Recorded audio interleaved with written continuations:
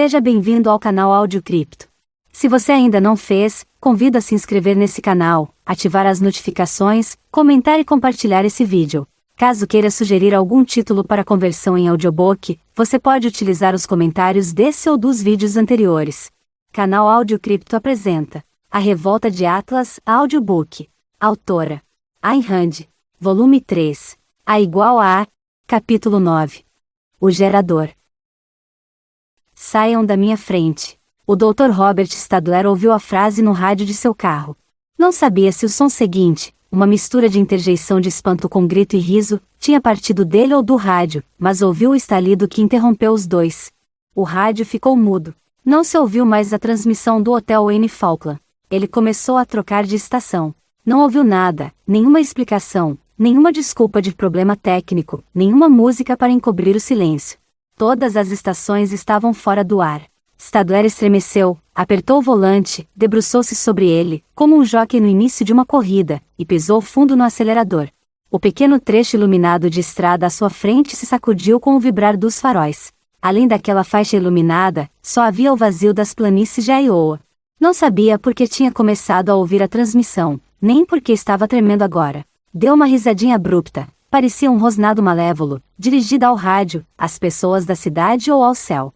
Olhava para as raras placas porque passava. Não precisava consultar o mapa. Havia 4 dias que aquele mapa estava impresso em sua mente, como uma rede de linhas marcadas com ácido. Ninguém será capaz de me tirar esse mapa, pensou. Ninguém poderá me deter. Tinha a impressão de que o perseguiam, mas por muitos quilômetros não havia nada atrás dele além das 2 lanternas traseiras de seu carro, como 2 luzes vermelhas, indicando perigo, correndo pela escuridão das planícies de Iowa. O evento que motivara aquela corrida ocorrera havia 4 dias. Fora o rosto do homem sentado na janela, e os semblantes que vira ao fugir daquela sala. Stadler gritara que não conseguiria enfrentar John Galt, nem ele nem ninguém, que destruiria todos eles, a menos que o destruíssem antes. Não banque o espertinho, professor, respondera o Sr. Thompson friamente. O senhor vive gritando que detesta o homem, mas não fez nada para nos ajudar. Não sei de que lado está. Se ele não ceder por bem, talvez tenhamos que apelar para a pressão. Por exemplo, fazer reféns que ele não gostaria que fossem molestados, e o senhor é o primeiro da lista. Eu? Gritou ele, estremecendo de terror e dando uma gargalhada amarga e desesperada. Eu? Mas ele me odeia mais do que a qualquer outro. Como posso ter certeza disso? Respondeu o Sr. Thompson. Soube que o senhor foi professor dele. E não esqueça que o senhor foi a única pessoa que ele pediu para ver. A mente liquefeita de terror, Stadler via-se esmagado entre 2 paredes. Estaria perdido se Galt se recusasse a se render, e estaria mais perdido ainda se Galt se juntasse a eles. Foi então que uma imagem distante brotou em sua mente, a de uma estrutura com uma cúpula em forma de cogumelo no meio de uma planície de Iowa. Depois disso, todas as imagens começaram a se fundir em sua mente. O Projeto X, pensara ele, sem saber se era a visão daquela estrutura ou se é de um castelo feudal dominando o campo que lhe sugeria uma época e um mundo que eram seus. Sou Robert Stadler, pensou, aquilo é propriedade minha, foi criado com base nas minhas descobertas, eles disseram que fui eu que o inventei, eles vão ver. Pensou, sem saber se estava se referindo ao homem sentado na janela ou aos outros, ou a toda a humanidade. Seus pensamentos se tornaram como pedacinhos de madeira flutuando na água, sem interligações, assumir o controle. Eles vão ver. Assumir o controle, mandar. Não há outra maneira de se viver na Terra. Essas foram as únicas palavras que deram forma a seu plano. O restante lhe parecia claro, sob a forma de uma emoção selvagem que gritava, em tom de desafio, que não era necessário torná-la explícita. Ele assumiria o controle do Projeto X e dominaria uma parte do país como seu feudo particular. Os meios? Sua emoção respondera, de algum modo. O motivo? Sua mente repetia incessantemente que o motivo era o terror que lhe inspirava a gangue do Sr. Thompson, que ele não se sentia mais seguro entre eles, que seu plano era uma necessidade prática. Nas profundezas de seu cérebro liquefeito, sua emoção continha um outro tipo de terror, imerso na mesma água em que flutuavam os pedacinhos desconexos de seus pensamentos. Esses pedacinhos haviam sido a única bússola que o orientara nos últimos 4 dias e noites, enquanto ele seguia por estradas desertas, atravessando um país à beira do caos, elaborando métodos ardilosos de comprar gasolina ilegalmente com a perícia de um monomaníaco, dormindo algumas horas acidentais em motéis obscuros, sob nomes falsos. Sou Robert Stadler, pensava, repetindo aquilo como se fosse uma fórmula de onipotência. Assumir o controle, pensava ele, furando os inúteis sinais vermelhos de cidades semi-abandonadas, atravessando a ponte Taggart, aquela extensão de aço vibrante sobre o Mississippi, passando aqui e ali por ruínas de fazendas nos descampados de Iowa. Eles vão ver, pensava ele, podem tentar me perseguir, não vão me impedir dessa vez. Havia pensado nisso, embora ninguém o perseguisse, como ninguém o perseguia agora senão as lanternas de seu carro e o motivo afogado em sua mente. Olhou para o rádio silencioso e riu. Aquele riso tinha o significado emocional de um punho sacudido aos céus. Eu é que sou um homem prático, pensou ele, não tenho opção. Não há outra saída para mim, eles vão ver, aqueles gangsters insolentes que esquecem que sou Robert Stadler. Todos eles vão ser destruídos, mas eu não. Vou sobreviver. Vou vencer. Eles vão ver. As palavras eram como pedaços de terra firme em sua mente, no meio de um pântano feroz e silencioso no qual as conexões permaneciam submersas. Se fossem ligadas, as palavras formariam a frase: ele vai ver que não há outra maneira de viver na Terra. As luzes esparsas ao longe eram do acampamento construído no local do Projeto X, agora chamado Harmony City.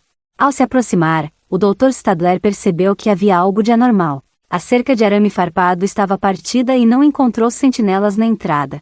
Porém alguma atividade fora do comum estava em andamento na escuridão e nos trechos iluminados pelos holofotes nervosos. Viu caminhões blindados, homens correndo, ordens gritadas, baionetas brilhando. Ninguém deteve seu carro. Perto de uma barraca, viu no chão o corpo inerte de um soldado. Bêbado, preferiu pensar Stadler, sem entender por que se sentia inseguro. A estrutura em forma de cogumelo surgiu numa elevação à sua frente. As fendas estreitas das janelas estavam iluminadas e os funis disformes sob a cúpula apontavam para a escuridão ao redor. Um soldado o deteve quando ele saltou do carro à entrada da estrutura. O militar estava armado, porém sem capacete, e seu uniforme parecia desalinhado. Aonde você vai, companheiro? Perguntou ele. Deixe-me entrar. Ordenou o Dr. Stadler em tom de desprezo. O que você quer? Eu sou o Dr. Robert Stadler. E eu sou Papai Noel. O que quer? Você é um dos novos ou um dos antigos? Deixe-me entrar, seu idiota. Sou o Dr. Robert Stadler.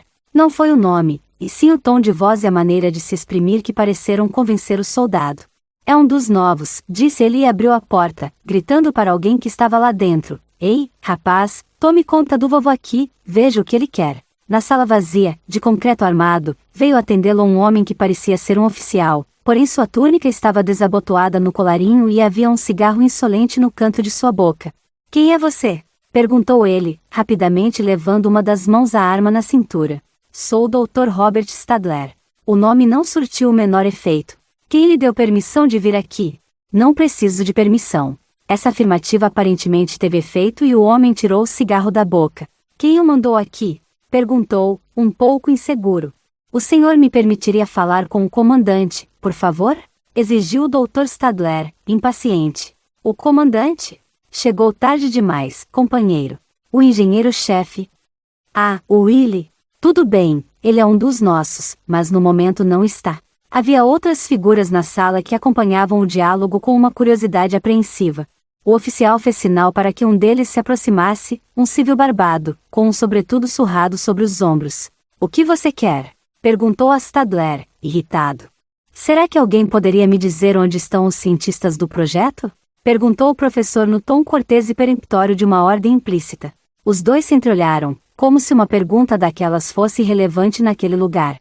Você é de Washington? Perguntou o civil, desconfiado. Não.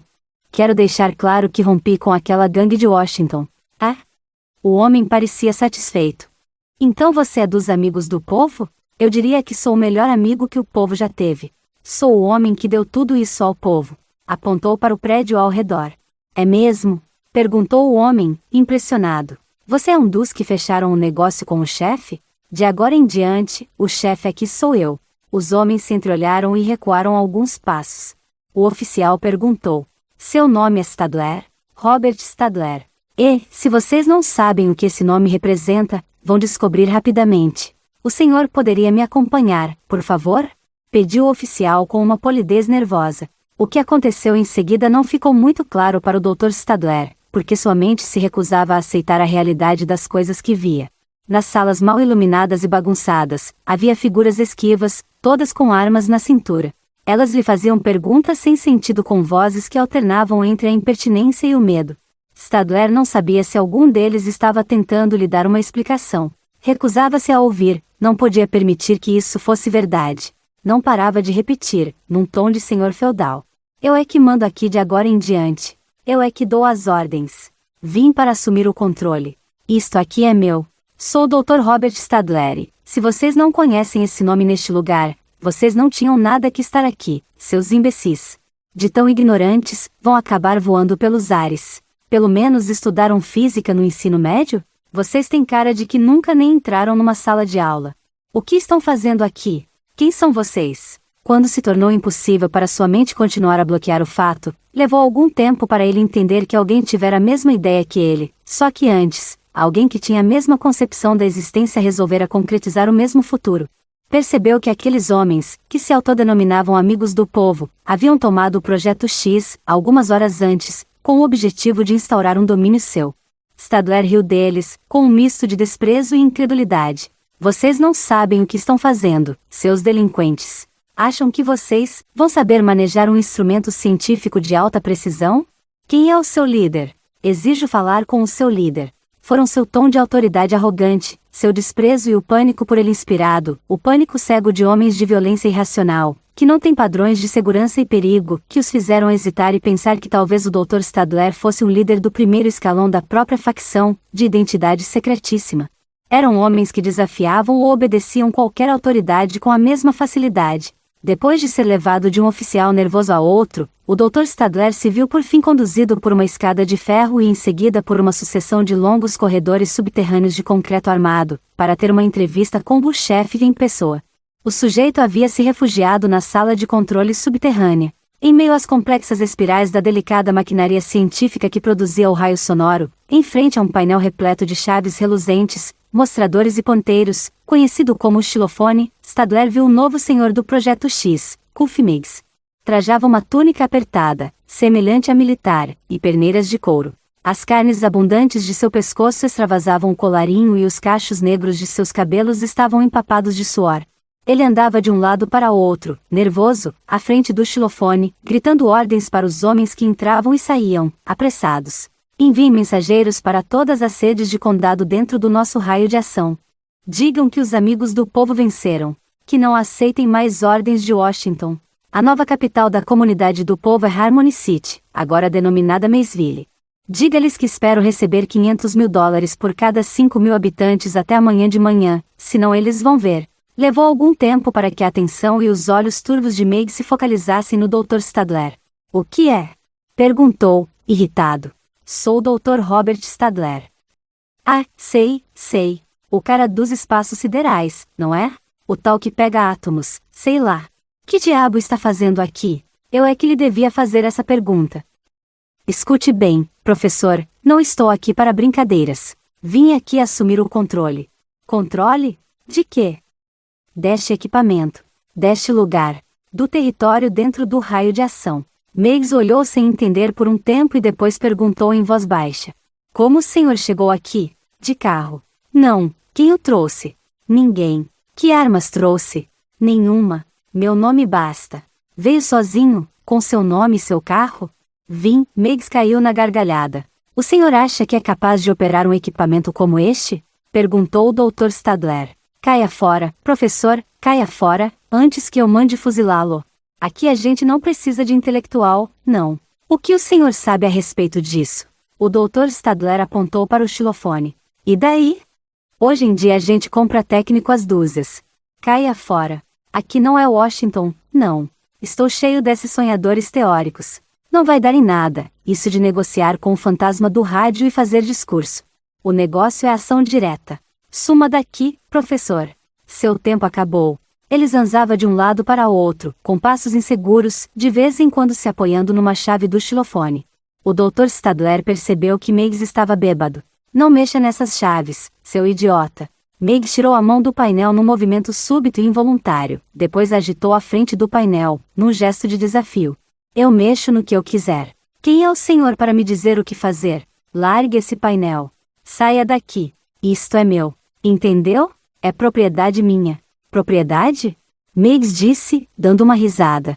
Fui eu que inventei. Eu que criei. É mesmo? Muito obrigado, professor. Muito obrigado, mas a gente não precisa mais do senhor. Nós temos técnicos. Faz alguma ideia dos conhecimentos que adquiri para inventar isso? O senhor não seria capaz de projetar uma única válvula. Nem uma porca. Meigs deu de ombros. E daí? Então como o senhor ousa dizer que isso é seu? Como ousa vir até aqui? O que justifica a sua posse? Meigs deu um tapinha no coldre. Isto. Escute, seu idiota bêbado! Gritou o Dr. Stadler. Está brincando com fogo. Não fale assim comigo, seu velho cretino. Quem é o senhor para falar comigo desse jeito? Eu posso quebrar o seu pescoço com as minhas mãos. Não sabe quem eu sou? Um marginal apavorado que se meteu onde não deve. Eu sou o chefe. Eu mando aqui, e não vai ser um espantalho velho que nem o senhor que vai me atrapalhar. Vai embora daqui. Ficaram se encarando por um momento, ao lado do painel, ambos acuados pelo terror. A base não reconhecida do terror do Dr. Stadler era o seu esforço desesperado para não admitir que estava olhando para o produto final de seu trabalho, seu filho espiritual. Já o terror de Meigs tinha bases mais amplas, pois englobava toda a existência. Ele vivera toda a sua vida num terror crônico, mas agora estava se esforçando desesperadamente para não admitir o que temia. No momento de seu triunfo, quando se julgava senhor da sua sorte, aquele ser misterioso e oculto, o intelectual, se recusava a temê-lo e desafiava seu poder. Vai embora daqui, rosnava Meigs. Vou chamar meus soldados. Vou mandar fuzilá-lo. Vai embora daqui o senhor, seu retardado, estúpido, animal. Rosnou o Dr. Stadler. Acha que vou deixá-lo se dar bem em cima da minha vida? Acha que foi pelo senhor que eu vendi? Não concluiu sua frase. Pare de mexer nessas chaves, seu idiota. Pare de me dar ordens. Não preciso que me digam o que fazer. O senhor não vai me assustar com essa enrolação empolada. Eu faço o que me dá na telha. Para que serve a minha luta, se não posso fazer o que quiser? Deu uma risadinha e pegou uma chave. Ei, Cuffy, espere aí! Gritou alguém no fundo da sala, correndo de repente. Pare! Rosnou Meigs. Parem, todos vocês!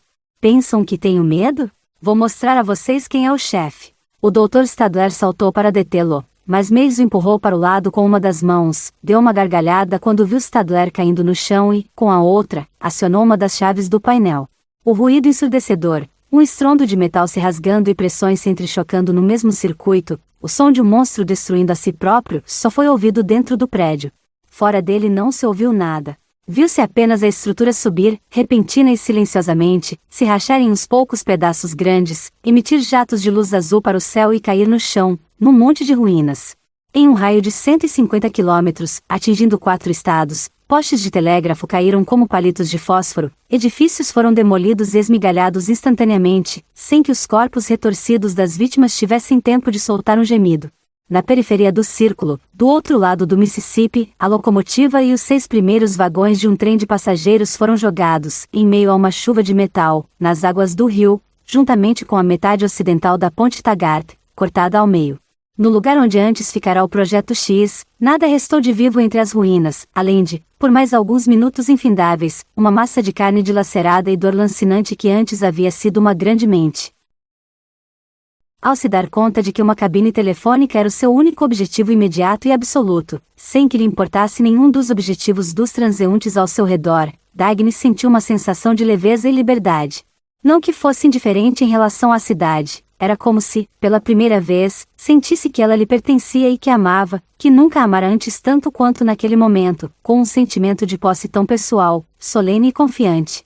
A noite estava tranquila e o céu, limpo. Dagny olhou para cima. Tal como seu estado de espírito, que era mais solene do que alegre porém continha a promessa de uma alegria futura, o ar também não estava quente, mas continha a sugestão de uma primavera ainda longínqua. Saiam da minha frente, pensava ela, sem ressentimento, quase com humor, numa sensação de desligamento e libertação, dirigindo aquele imperativo aos passantes, ao tráfego quando ele impedia sua corrida, a todos os medos que já experimentara no passado. Dagny ouvira dizer aquela frase menos de uma hora antes, e a voz dele ainda parecia perdurar no ar das ruas, fundindo-se com o som de uma risada distante. Ela rira exultante no salão do Wayne Falkland quando ouviu dizer aquela frase. Rira com a mão escondendo a boca, de modo que apenas seus olhos riram, os seus e os de Galt, quando ele a encarou e Dagny percebeu que ele a tinha ouvido rir. Encararam-se por um segundo, por cima das cabeças da multidão atônita, que gritava por entre os ruídos dos microfones sendo destroçados, embora todas as estações tivessem sido tiradas do ar imediatamente, por entre o som de vidro quebrando, provocado pelas mesas derrubadas pelas pessoas que saíam correndo em direção às portas. Então Dagny ouviu o Sr. Thompson gritar, apontando para Galt: "Levem-no de volta para o quarto, e ai de quem o deixar fugir." E a multidão abriu alas para que Galt passasse, escoltado por 3 homens. O Sr. Thompson pareceu desabar por um momento, a cabeça caída sobre o braço, mas logo se endireitou, se pôs de pé, fez um gesto vago para seus capangas, para que o seguissem, e saiu apressadamente por uma porta lateral. Ninguém deu nenhuma explicação ou instrução aos convidados. Alguns corriam às cegas para a saída, outros permaneciam sentados, imóveis, com medo de se mexer. O salão era como um navio sem comandante. Dagny se enfiou na multidão e foi atrás dos oradores. Ninguém tentou detê-la. Encontrou-os reunidos numa saleta, o Sr. Thompson jogado numa poltrona, agarrando a cabeça com as 2 mãos, Wesley Moshrow gemendo, Eugene Lawson chorando como uma criança pirracenta, Taggart fitando os outros com uma estranha intensidade no olhar, repleta de expectativa. "Bem que eu avisei", gritava o Dr. Ferris. "Eu disse a vocês, não disse? É nisso que dá essa persuasão pacífica de vocês." Dagny permanecia parada à porta. Os outros pareciam estar cientes de sua presença, porém indiferentes a ela. "Eu renuncio", berrou Chick Morrison. "Renuncio. Para mim, chega. Não sei o que vou dizer à nação. Não consigo pensar em nada. Nem vou tentar. Não adianta. Não pude fazer nada. Não ponham a culpa em mim. Eu já renunciei." Agitou os braços, num gesto vago de despedida ou de impotência, e saiu rapidamente. "Morrison tem um esconderijo todo pronto esperando no Tennessee", disse Tinkellovey, num tom de voz pensativo, como se ele também houvesse tomado o mesmo tipo de precaução e agora estivesse pensando se já teria chegado a hora. "Mas não vai poder ficar lá por muito tempo, se é que vai conseguir chegar", retrucou Moshrow, "com essas gangues de salteadores e com o transporte do jeito que está." Abriu as mãos e não concluiu a frase. Dagny sabia quais eram os pensamentos que preenchiam aquele silêncio, sabia que, quaisquer que fossem as fugas individuais que esses homens já haviam preparado, eles agora compreendiam que estavam presos numa armadilha. Observou que não havia medo em seus rostos, apenas alguns sinais, mas de uma espécie de medo rotineiro. As expressões variavam de uma apatia inerte ao alívio do trapaceiro, que já sabia que o fim seria esse mesmo e que agora não se arrependia de nada nem contestava nada, à petulância cega de Lawson, que se recusava a se conscientizar do que quer que fosse, a estranha intensidade de Taggart, cujo rosto sugeria um sorriso secreto. "E então?", perguntava o Dr. Ferris impaciente, com a energia fervilhante de quem se sente em casa num mundo de histeria. "O que vocês vão fazer com ele agora? Discutir? Debater? Fazer discursos?" Ninguém disse nada. "Ele tem que nos salvar", disse Moshrow lentamente, como se forçasse o que restava de sua mente a se esvaziar e entregasse um ultimato à realidade. "Ele tem que assumir o controle e salvar o sistema. Por que não escreve uma carta de amor para ele?", perguntou o Dr. Ferris. "Temos que fazê-lo assumir o controle. Temos que obrigá-lo a mandar", acrescentou Moshrow, como um sonâmbulo falando. "Agora", disse o Dr. Ferris, baixando a voz de repente, "vocês finalmente percebem o valor do Instituto Científico Nacional?" Moshrow não lhe respondeu, mas Dagny observou que todos pareciam entender a que Ferris se referia. "Vocês rejeitaram aquele meu projeto de pesquisa por achar que não era prático", retrucou Ferris baixinho. "Mas o que foi que eu disse?" Moshrow não respondeu. Estava estalando as juntas dos dedos. "Não é hora de ficarmos cheios de escrúpulos", disse Taggart com um vigor inesperado, porém também em voz baixa. "Temos que agir com hombridade. A meu ver", disse Moshrow, com uma voz sem vida, "o fim justifica os meios. Tarde demais para ter princípios", disse Ferris. "Agora só funciona a ação direta." Ninguém disse nada. Todos agiam como se desejassem que suas pausas, e não suas palavras, exprimissem o que pensavam. "Não vai dar certo", disse Holloway. "Ele não vai ceder." "Isso é o que você pensa", exclamou Ferris com uma risadinha. "Ainda não viu nosso modelo experimental em funcionamento. No mês passado arrancamos 3 confissões em 3 casos de assassinato até então insolúveis." "Se", começou o Sr. Thompson, e, de repente, sua voz virou um gemido, "se ele morrer, todos nós morremos." "Não se preocupe", disse Ferris. "Não vai morrer, não." O persuasor Ferris elimina essa hipótese. O Sr. Thompson não respondeu. A meu ver, não temos outra alternativa, disse Moshow, quase sussurrando. Permaneceram calados. O Sr. Thompson se esforçava para não ver que todos olhavam para ele. Então gritou de repente. Ah, faça o que quiser. Não posso fazer nada. Faça o que quiser. O Dr. Ferris se virou para Lawson. Jennings disse, numa voz tensa, ainda sussurrando, ligue para o escritório de controle da radiodifusão. Diga a todas as estações que fiquem de sobreaviso. Diga-lhes que o Sr. Galt falará daqui a 3 horas. Lawson se pôs de pé num salto, com um risinho súbito, e saiu correndo da sala. Dagny sabia o que pretendiam fazer e o que havia neles que tornava tal coisa possível. Eles não pensavam que isso daria certo. Não pensavam que Galt fosse ceder, não queriam que ele cedesse. Não achavam que houvesse alguma saída para eles agora, não queriam encontrar uma saída. Movidos pelo pânico de suas emoções não identificadas, tinham lutado contra a realidade durante todas as suas vidas e agora haviam chegado a um momento em que finalmente sentiam-se em casa. Não precisavam saber por que se sentiam assim, apenas experimentavam uma sensação de reconhecimento, como se isso fosse aquilo que estavam procurando, isso fosse o tipo de realidade decorrente de todos os seus sentimentos, suas ações, seus desejos, suas escolhas, seus sonhos. Era essa a natureza, o método de sua rebelião contra a existência, de sua busca indefinida por um nirvana não identificado. Eles não queriam viver, queriam era que ele morresse. O horror que Dagny sentiu foi apenas uma pontada súbita, como uma repentina mudança de perspectiva. Ela percebeu que os objetos que imaginava serem humanos não eram. Restava-lhe uma sensação de clareza, de resposta final e a necessidade de agir. Ele estava em perigo, não havia tempo nem espaço em sua consciência para desperdiçar emoções em atos de seres infra-humanos. É fundamental, cochichava Moshow, que ninguém jamais venha ficar sabendo, ninguém jamais saberá, disse Ferris. Falavam no tom cauteloso de conspiradores.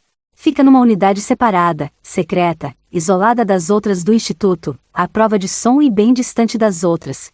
Só uns poucos funcionários já entraram lá. Se pegássemos um avião, disse Moshow e parou de repente, como se tivesse captado algum sinal de alerta no rosto de Ferris. Dagny viu o olhar de Ferris se virar para ela, como se de repente ele tivesse se lembrado de sua presença. Ela o encarou, deixando que ele visse a indiferença tranquila de seu olhar, como se não entendesse nem estivesse interessada. Então, como se tivesse simplesmente percebido que se tratava de uma conversa privada, com um leve movimento de ombros ela saiu da sala. Sabia que, no ponto em que estavam, já não se preocupavam com ela. Caminhou com a mesma indiferença e sem pressa pelos corredores do hotel e saiu. Mas a um quarteirão de distância, depois de dobrar a esquina, levantou a cabeça e sentiu as dobras de seu vestido longo baterem contra suas pernas como se fossem uma vela, com a súbita violência da velocidade de seus passos. E agora, correndo pela escuridão, pensando apenas em encontrar uma cabine telefônica, percebia uma nova sensação irresistível brotando dentro de si, mais forte que a tensão imediata do perigo e da preocupação, a sensação de liberdade de um mundo que jamais deveria ter sido obstruído.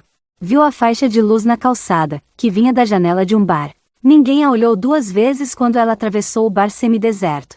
Os poucos fregueses ainda estavam esperando e cochichando nervosamente à frente do vazio azulado da tela da televisão. No espaço apertado da cabine telefônica, como se estivesse na cabine de uma espaçonave prestes a decolar para outro planeta, Dagny ligou para 0765693. A voz que atendeu foi a de Francisco. Alô? Francisco? Olá, Dagny.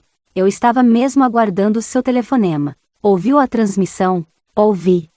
Agora eles estão planejando obrigá-lo a ceder. Manteve o tom de voz neutro de quem dá uma informação. Pretendem torturá-lo. Eles têm uma máquina chamada Persuasor Ferris numa unidade isolada do Instituto Científico Nacional, em New Hampshire. Falaram em pegar um avião. Comentaram que ele falaria no rádio daqui a 3 horas. Sei.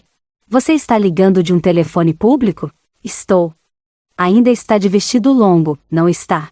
Estou. Agora ouça com atenção. Vá para casa, troque de roupa, pegue algumas coisas essenciais, suas joias e todas as outras coisas valiosas que puder pegar. Leve agasalhos também.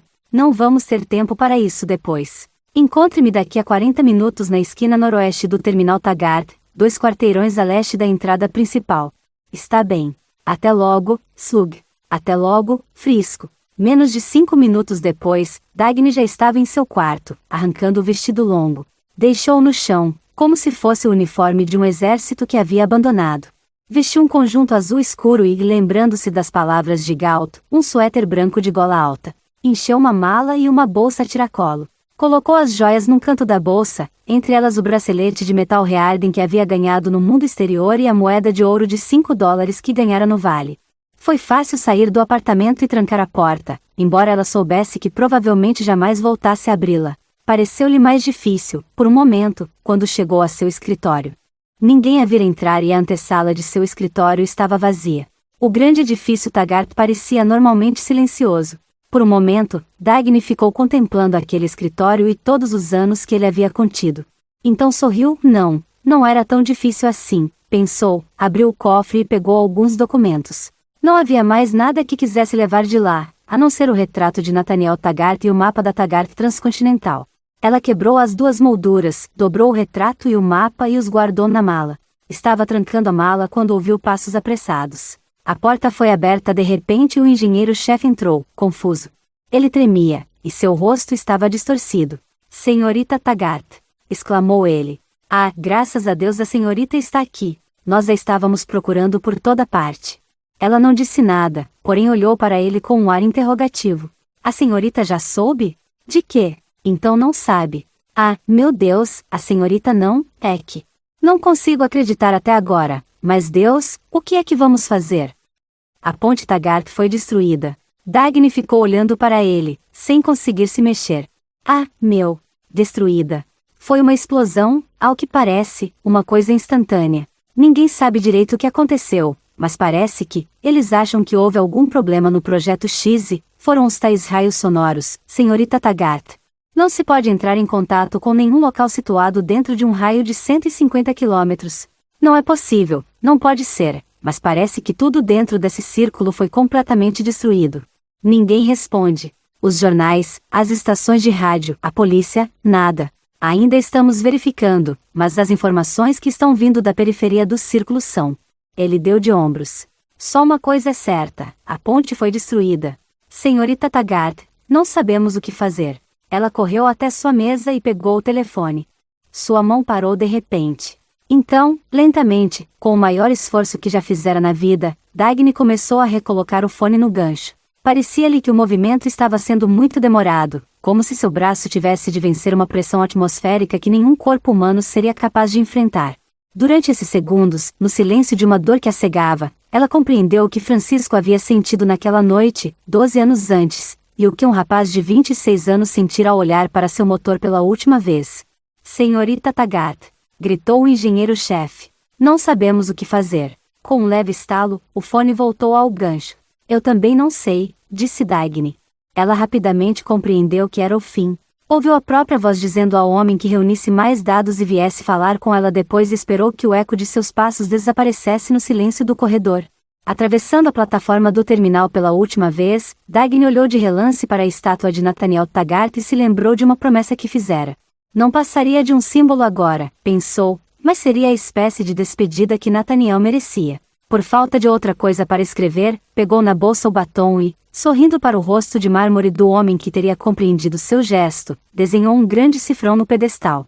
Foi a primeira a chegar à esquina, 2 quarteirões a leste da entrada do terminal. Enquanto esperava, observava os primeiros sinais do pânico que em breve envolveria a cidade. Havia carros correndo demais, alguns cheios de objetos de uso doméstico, um número anormal de carros de polícia passando a toda e sirenes de todo tipo soando ao longe. Pelo visto, a notícia da destruição da ponte estava se espalhando por Nova York e as pessoas estavam se dando conta de que a cidade agora estava condenada, e tentavam fugir, mas não tinham para onde ir, e ela não tinha mais nada a ver com aquilo. Viu o vulto de Francisco se aproximando e reconheceu a rapidez dos passos antes mesmo de divisar o rosto sob o chapéu enfiado até os olhos. Dagny percebeu o momento em que ele a viu, já mais perto. Fez sinal com a mão e sorriu. Certa tensão naquele gesto era a marca dos de Anconia, o sinal de boas-vindas dado a um viajante esperado há muito, nos portões da propriedade. Quando ele se aproximou, Dagny retesou o corpo, numa atitude solene, e, encarando, de frente para os edifícios da maior cidade do mundo, as testemunhas que ela gostaria mesmo de ter, Dagny disse lentamente, com uma voz confiante e firme. Juro, por minha vida e por meu amor a ela, que jamais viverei por outro homem, nem pedirei a outro homem que viva por mim. Ele inclinou a cabeça, em aceitação. Seu sorriso agora era uma saudação. Então Deanconia pegou a mala dela com uma das mãos e o braço de Dagny com a outra e disse: Vamos!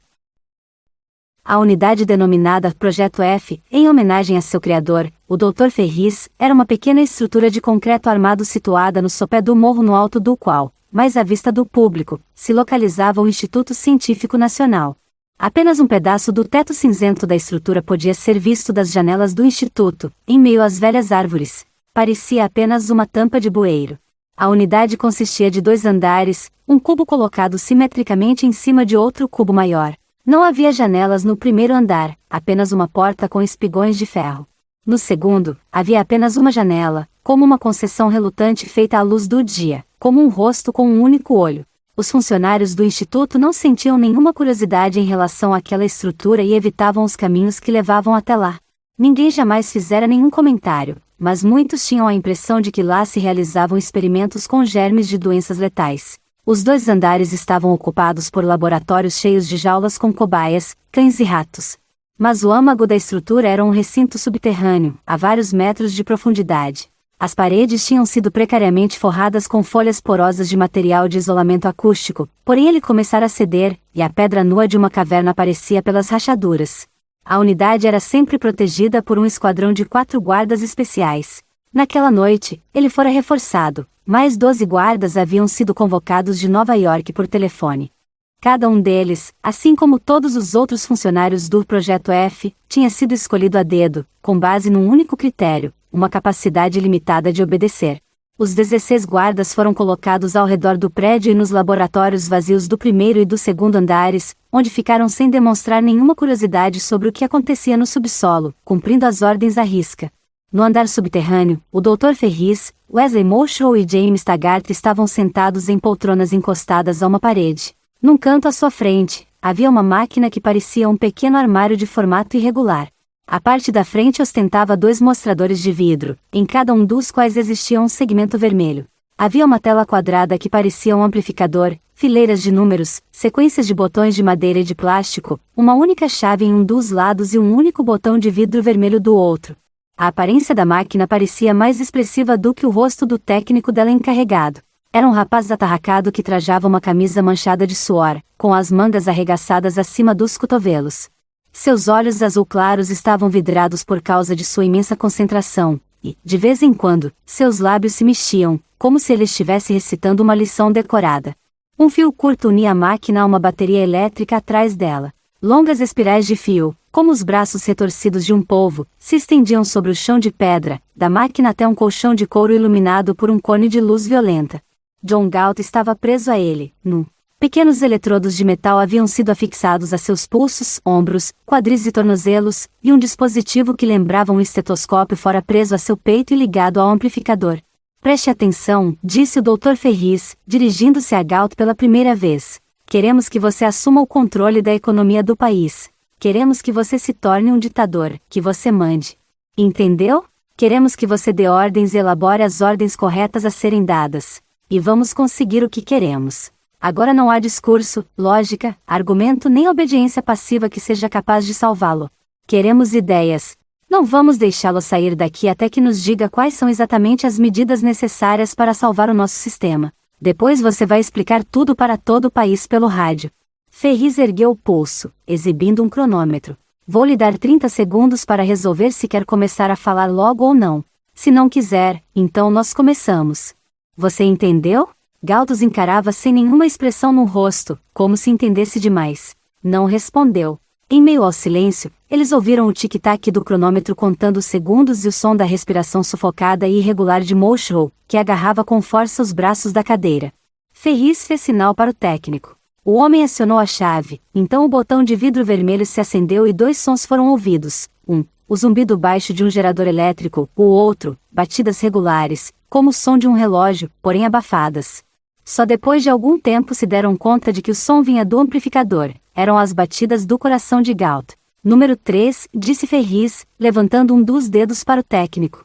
O encarregado apertou um dos botões sob os mostradores. Todo o corpo de Galt estremeceu e seu braço esquerdo se sacudiu em espasmos súbitos, convulsionado pela corrente elétrica que circulava entre o pulso e o ombro. A cabeça caiu para trás, os olhos fechados, os lábios apertados com força. Ele não emitiu nenhum som. Quando o técnico tirou o dedo do botão, o braço de Galt parou de tremer. Ele não se mexia. Os três homens se entreolharam com uma expressão de dúvida nos rostos. Os olhos de Ferris estavam vazios, os de Mouchel apavorados, os de Taggart desapontados. As batidas continuavam a ressoar no silêncio. Número 2, chamou Ferris. Desta vez, a perna direita de Galt é que foi sacudida por convulsões. A corrente agora circulava entre o quadril e o tornozelo. Suas mãos agarraram as beiras do colchão. Sua cabeça virou de um lado para o outro, depois ficou imóvel. As batidas do coração se aceleraram um pouco. Mouchel recuava, apertando-se contra o encosto da poltrona. Taggart estava sentado na beira da poltrona, debruçado para frente. Número 1, gradual, disse Ferris. O torso de Galt subiu de repente, baixou e se contorceu em prolongados estremecimentos, forçando as correias nos pulsos, pois agora a corrente corria de um pulso ao outro, atravessando os pulmões. O técnico estava lentamente rodando um botão, aumentando a tensão da corrente, enquanto o ponteiro do mostrador se aproximava do segmento vermelho que assinalava perigo. Galt respirava de maneira irregular, emitindo sons entrecortados com seus pulmões convulsionados. Já chega? Rosnou Ferris quando a corrente foi desligada. Galt não respondeu. Seus lábios se moveram debilmente. As batidas do coração estavam disparadas. Mas o ritmo de sua respiração estava se normalizando graças a um esforço consciente de relaxamento. Você está sendo muito bonzinho com ele, berrou Taggart, olhando para o corpo nu estendido no colchão. Galt abriu os olhos e os observou por um momento. Eles nada entenderam daquele olhar. Viram apenas que ele era firme e plenamente consciente. Depois Galt deixou a cabeça cair para trás, como se tivesse se esquecido deles.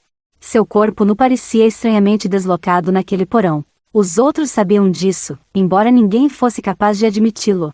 As linhas alongadas de seu corpo, dos tornozelos aos quadris lisos, até o ângulo da cintura, até os ombros retos, lembravam uma estátua grega antiga, com o mesmo significado, mas com uma forma estilizada, mais longa, mais leve, mais ativa, e uma força maior, que apontava para uma energia mais intensa, não o corpo de um cocheiro, mas o de um construtor de aviões.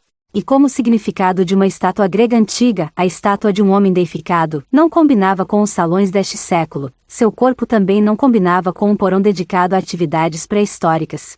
A discordância era particularmente intensa porque ele parecia harmonizar-se com fios elétricos, aço inoxidável, instrumentos de precisão, painéis de controle. Talvez, e era este o pensamento que mais despertava resistência nas mentes dos espectadores, o pensamento do qual só tinham consciência como um ódio difuso, um terror vago, fosse a ausência de estátuas desse tipo no mundo moderno que tivesse transformado um gerador em um polvo e entregado um corpo como aquele a seus tentáculos. Ouvi dizer que você entende de eletricidade, disse Ferris com uma risadinha. Nós também entendemos, não acha? Dois sons lhe responderam no silêncio, o zumbido do gerador e as batidas do coração de Galt. Ação combinada, ordenou Ferris, fazendo sinal para o técnico. Agora os choques vinham a intervalos irregulares, imprevisíveis, um depois do outro, ou separados por minutos.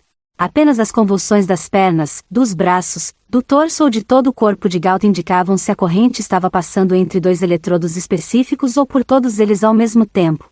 Os ponteiros dos mostradores a toda hora se aproximavam da zona vermelha, depois recuavam. A máquina fora projetada para proporcionar o máximo de dor sem danificar o corpo da vítima. Foram os espectadores que começaram a achar insuportável aguardar aqueles minutos de pausa, em que só se ouvia o bater do coração, agora num ritmo irregular. As pausas eram calculadas para deixar que o órgão voltasse a um ritmo normal, sem dar trégua à vítima, que aguardava a volta dos choques a qualquer momento. Galt estava relaxado, como se não tentasse resistir à dor e se entregasse a ela, sem tentar negá-la, e sim suportando-a. Quando seus lábios se entreabriam para respirar e um choque súbito os apertava de novo, ele não resistia à rigidez de seu corpo, porém a deixava desaparecer tão logo a corrente era interrompida. Apenas a pele de seu rosto estava tensa e a linha de seus lábios se contorcia de vez em quando. Quando um choque percorria seu peito, seus cabelos dourados se balançavam com a cabeça, como se sacudidos pelo vento, batendo contra o rosto e os olhos. Os espectadores não entendiam por que os cabelos pareciam estar escurecendo, até que se deram conta de que estavam ficando encharcados de suor. O terror de ouvir o próprio coração se debatendo como se estivesse prestes a explodir a qualquer momento também fazia parte da tortura. Mas eram os torturadores que tremiam de terror ao ouvirem o ritmo irregular das batidas, prendendo a respiração cada vez que o coração parecia parar de bater. A impressão que tinham agora era de que ele estava batendo freneticamente contra a caixa torácica, em agonia, numa raiva desesperada. O coração protestava, mas não o homem. Ele permanecia imóvel, os olhos fechados, as mãos relaxadas, ouvindo seu coração lutar com todas as forças. Moshow foi o primeiro a não aguentar mais. Ah, meu Deus! Floyd! Berrou ele.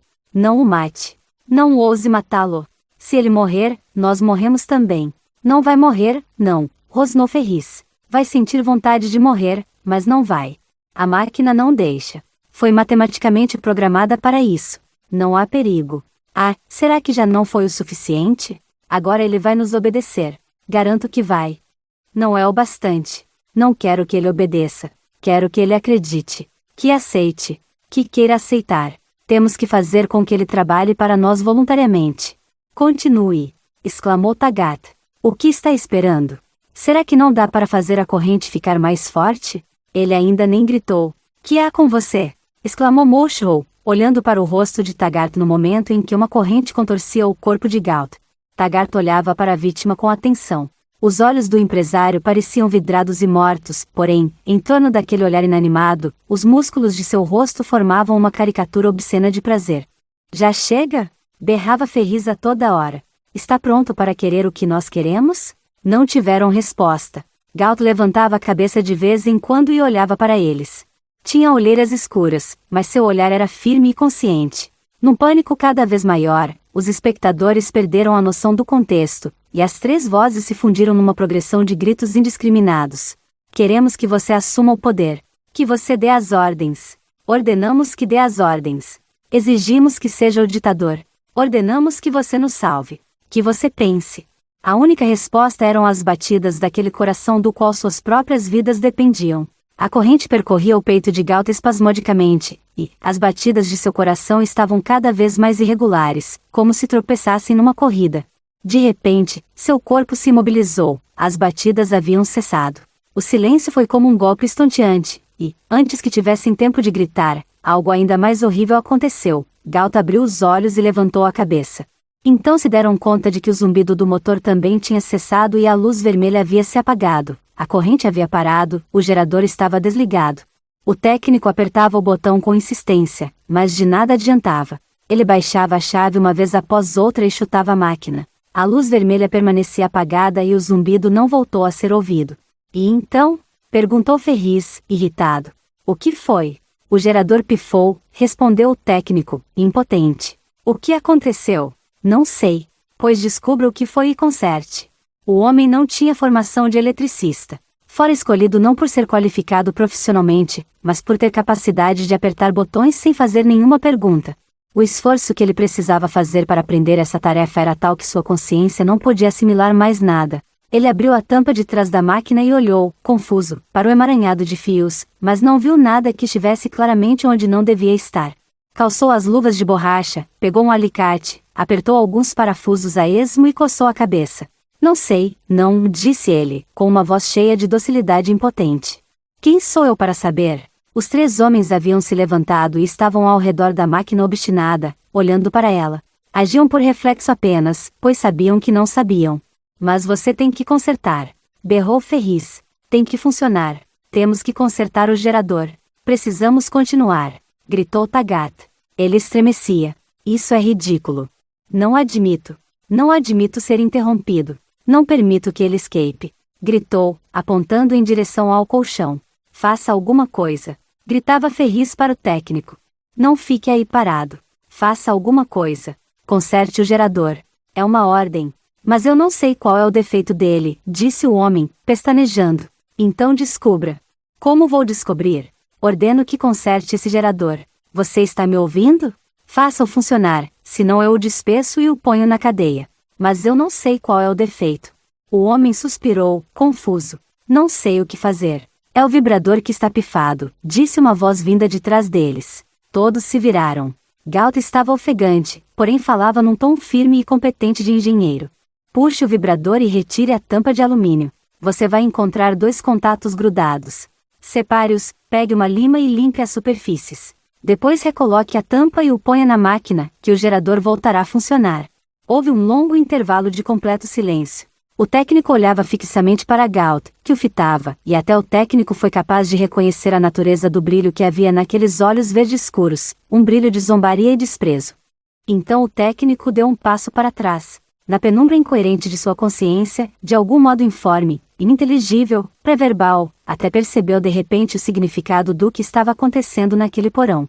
Olhou para Galt, fitou os 3 homens e dirigiu o olhar para a máquina.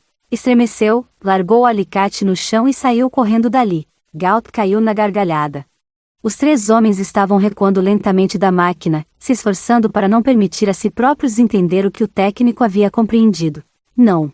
Gritou Taggart subitamente, olhando para Galt e dando um salto para a frente.